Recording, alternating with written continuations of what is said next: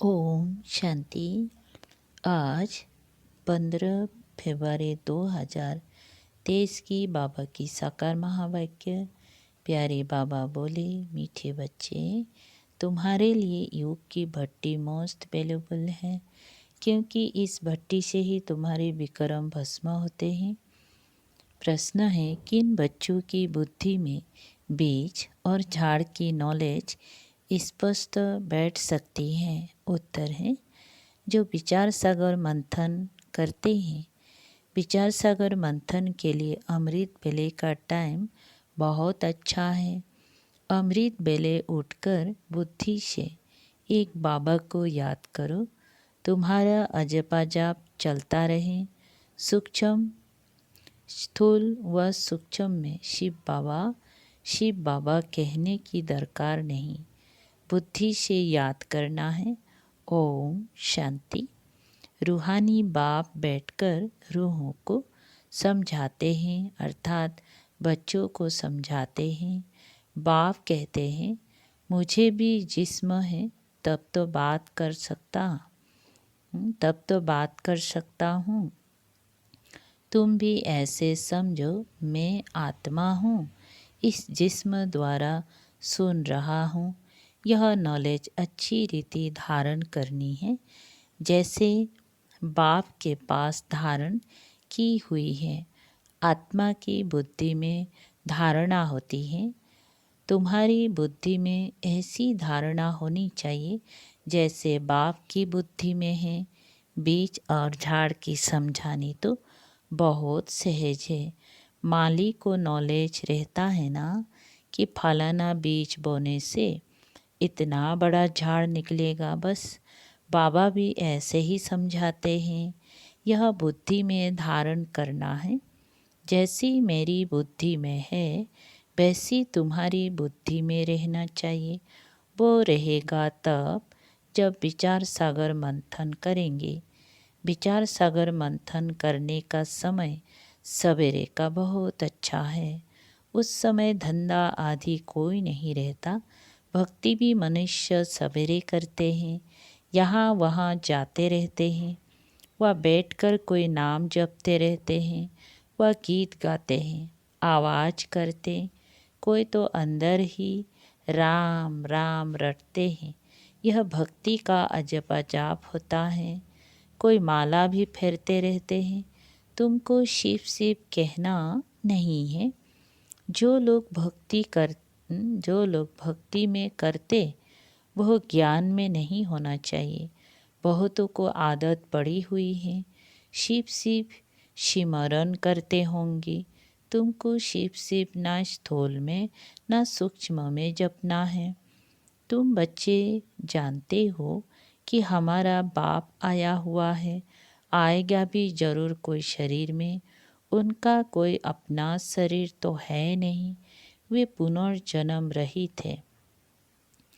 पुनर्जन्म मनुष्य सृष्टि में होता है। विष्णु के दो रूप लक्ष्मी नारायण हैं। देव देव महादेव कहते हैं। ब्रह्मा और विष्णु का आपस में कनेक्शन है। शंकर का कोई कनेक्शन नहीं है, इसलिए उनको बड़ा रखते हैं। उनका पुनर्जन्म नहीं, उनको सूक्ष्म शरीर मिलता है। शिव बाबा को सूक्ष्म शरीर भी नहीं है, इसलिए वह सबसे ऊंचे ते ऊंचे। वह है बेहद का बाप। बच्चे जानते हैं, बेहद के बाप से हम बेहद सुख का वर्षा लेते हैं। बाप की श्रीमत पर तुमको पूरा चलना है। जो खुद याद करते हैं औरों को याद कराते हैं, वह जैसे बाबा की मददगार है। बाप और वर्षे को याद करना है। बच्चों को समझाते रहते हैं, तुम्हारे अब 84 पुनर्जन्म हुए हैं, बाकी थोड़ा टाइम है। नाटक में एक्टर समझते हैं, अभी बाकी आधा घंटा है, फिर हम घर जाएंगे। टाइम देखते रहते हैं। तुम्हारी तो बेहद की बहुत बड़ी घड़ी है। समझाया है कि आप घर चलना है। बाप को याद करने से तुम्हारे विक्रम विनाश होंगे। और कोई शास्त्र में ऐसा सहज योग है नहीं। वे तो बहुत हठ योग करते हैं, बहुत मेहनत करते हैं, जो तुम माताएं कर ना सको। तुमको हठ योगियों के माफिक आसन नहीं लगाना है। हाँ, सभा में ठीक होकर बैठना है। तुम्हारा राजयोग है टांग पर टांग चढ़ाकर बैठना। ऐसे राजयोग में बैठने से नशा चढ़ेगा। हठयोग में दोनों टांग चढ़ाते हैं। बाबा तुमको तकलीफ नहीं देते हैं। सिर्फ थोड़ा फर्क रखना चाहिए कमन बैठने में और योग में बैठने में। तुम राजयोग सीख रहे हो तो ऐसे बैठना चाहिए जो मनुष्य समझे यह राजयोग में बैठे हैं। यह हमारा राजाई का ढंग है। तुम बेहद के बाप द्वारा राजाओं का राजा बन रहे हो। ऐसे बाप को घड़ी घड़ी याद करना है। सतयुग में बाप को याद नहीं किया जाता है, अपने को किया जाता है। कलयुग में ना बाप को जानते ना अपने को जानते हैं, सिर्फ बाप को पुकारते हैं। अभी तुम अच्छी रीति जान गए हो और कोई ऐसे नहीं समझते हैं कि बाप बिंदी हैं, अति सूक्ष्म भी कहते हैं। फिर कहते हैं हजारों सूर्य से भी तीखा है, तो बात मिलती नहीं है। जब कहते हैं नाम रूप से न्यारा है, फिर हजारों सूर्य से तीखा क्यों कहना चाहिए। पहले तुम भी ऐसे समझते थे। बाप कहते हैं ड्रामा में यह समझानी देरी से मिलनी थी। सूक्ष्म ते सूक्ष्म गुह्य बातें समझकर समझाई जाती हैं। ऐसे नहीं ख्याल आना चाहिए कि पहले हजारों सूर्य से तेजोमय कहते थे, अब फिर बिंदी क्यों कहते हैं। जब ICS पढ़ेंगी तब ICS की बातें करेंगे, पहले कैसे करेंगे। इसमें मूझने की दरकार ही नहीं है। ड्रामा में जब बाबा को समझाना है तब समझाते हैं। इनके बाद भी अनुभव क्या क्या समझाएंगी, क्योंकि बाप का भी प्रभाव तो निकलता है ना। जैसे तुम्हारी आत्मा है वैसे वह भी आत्मा है, परम धाम में रहते हैं, उनको परम आत्मा कहते हैं। यहाँ जब आते हैं तो नॉलेज देते हैं। बाप कहते हैं जब पतित दुनिया होगी तब मैं पावन दुनिया बनाने आऊँगा। पुकारते भी हैं हे पतित पावन, हे दुखहर्ता सुखकर्ता आओ। वह तो संगम पर आएगा। जब रात पूरी होगी तब दिन होगा। पुरानी दुनिया का अंत होगा। कर्मातीत अवस्था अंत में होगी। तुमको रहना भी गृहस्थ व्यवहार में है, छोड़ना भी नहीं। शरीर निर्वाह अर्थ व्यवहार करते हुए कमल फूल समान पवित्र रहना है। देवता तो है ही पूर्ण पवित्र, परंतु कब और कैसे बने, जरूर पुरुषार्थ किया तब तो पारलब्ध पाई। पुरुषार्थ अनुसार पारलब्ध बनी, जैसा कर्म वैसी पारलब्ध। ये तो चलता ही रहता है। अभी तो तुमको कर्म सिखलाने वाला बाप मिला है, उनको अच्छी रीति याद करना चाहिए। तुम एडाप्टेड बच्चे हो। मारवाड़ियों में मारवाड़ियों में एडाप्शन बहुत होती है, तुम्हारी भी एडाप्शन है। तुम इनके गर्भ से नहीं निकले हो। एडाप्शन में दोनों बाप याद रहता। अंत तक जानते हैं कि हम असूल किसका था। अब इनकी गोद में बच्चे बने हैं। तुम भी जानते हो हम किसके थे और किसके बने हैं। मैं एडाप्ट हुआ हूँ परम पिता परमात्मा के पास। वह है स्वर्ग का रचयिता। उनकी रचना कितना समय चलती है, आधा कल्प। नरक का रचयिता है रावण, उनका भी आधा कल्प राज्य चलता है। सतु प्रधान से तमो प्रधान बनते हैं। यह समझ की बात है। कुछ समझ में ना आए तो पूछना चाहिए। जब सूर्य चांद को ग्रहण लगता है तो कहते हैं दे दान, तो छूटे ग्रहण। सूर्य चांद को माँ बाप कहा जाता है। यहाँ भी मेल फीमेल दोनों को ग्रहण लगता है, तब कहते हैं 5 विकारों का दान दे दो। वह तो बरस में 1-2 बारी ग्रहण लगता है। ये तो कल्प की बात है। बाप आकर एक ही बार दान लेते हैं। मनुष्य बिल्कुल संपूर्ण काले बन गए हैं। आयरन एज है। सच्चे सोने में अलाय पड़ने से काला हो जाता है। नया घर पुराना घर, नए बच्चे और बूढ़े में फ़र्क तो है ना। छोटा बच्चा कितना मीठा प्रिय लगता है, सब उनको चूमते हैं, गोद में बिठाते हैं। पुराना जड़ीभूत हो जाता है तो कहते हैं कहाँ शरीर छूटे तो अच्छा है, ज़्यादा दुख क्यों सहन करे। आत्मा एक शरीर छोड़ जाकर दूसरा लेती है। यहाँ हम बीमार को मरने नहीं देते हैं, बीमार को मरने नहीं देते हैं। फिर भी जितना सुने उतना अच्छा।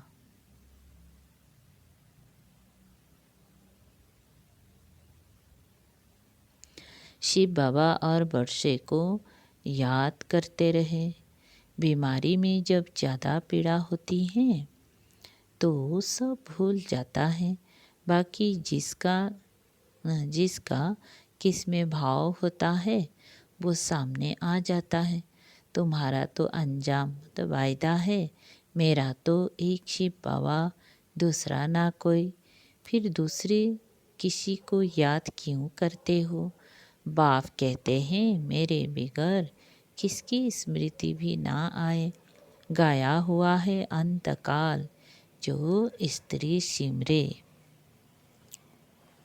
सारा श्लोक कह देते हैं, अर्थ कुछ भी नहीं समझते हैं।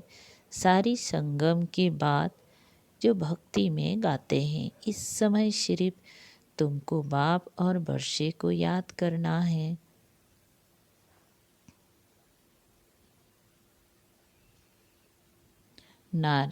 लक्ष्मी श्री नारायण तुम्हारी प्रारब्ध है तो अर्थ पूरा बुद्धि में होना चाहिए।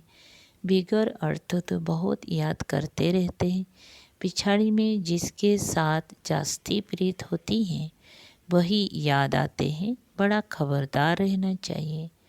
तुमको याद करना है एक बाप को। बाप कहते हैं मन मना भव। तुम बच्चे कहते हो बाबा हम कलब कलब आपसे मिलते हैं। यह ज्ञान आपसे मधुबन में आकर लेते हैं। यह है वशीकरण मंत्र। सतगुरु है तो तुम्हें मंत्र भी ऐसा देता हूँ जो तुम अमर बन जाओ। यह है माया परिचित पाने का मंत्र। इस पर गाते हैं तुलसीदास चंदन घिसे। यह भी आपकी बात है जो बाद में गाई जाती है।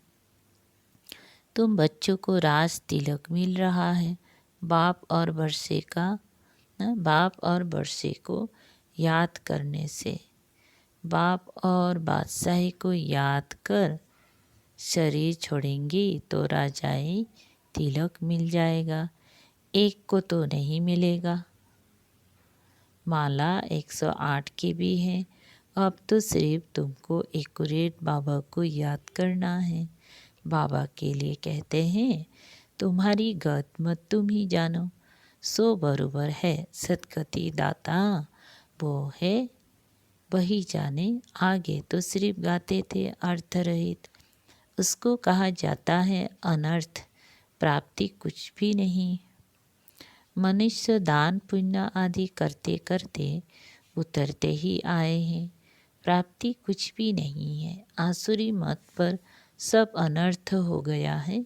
यह भी नारायण की पूजा करते थे, अब फिर पुजारी से पूज्य बन रहे हैं।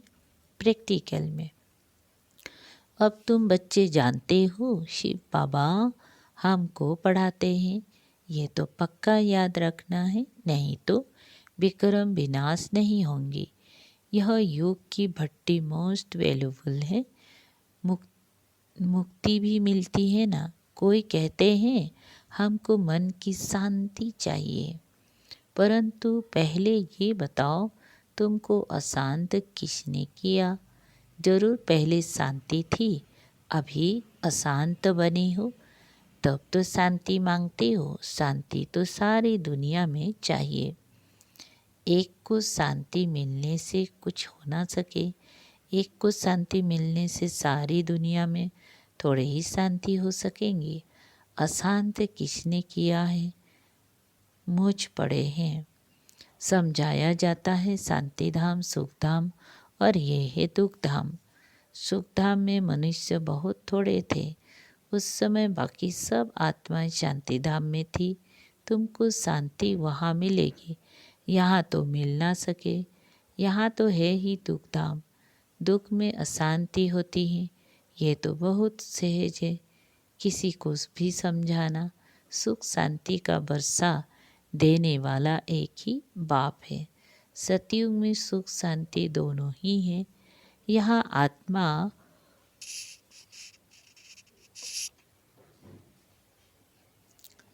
आत्मा चाहती है कि मेरा मन शांत हो, तो जाओ तुम अपने परम धाम, अपने घर परम धाम।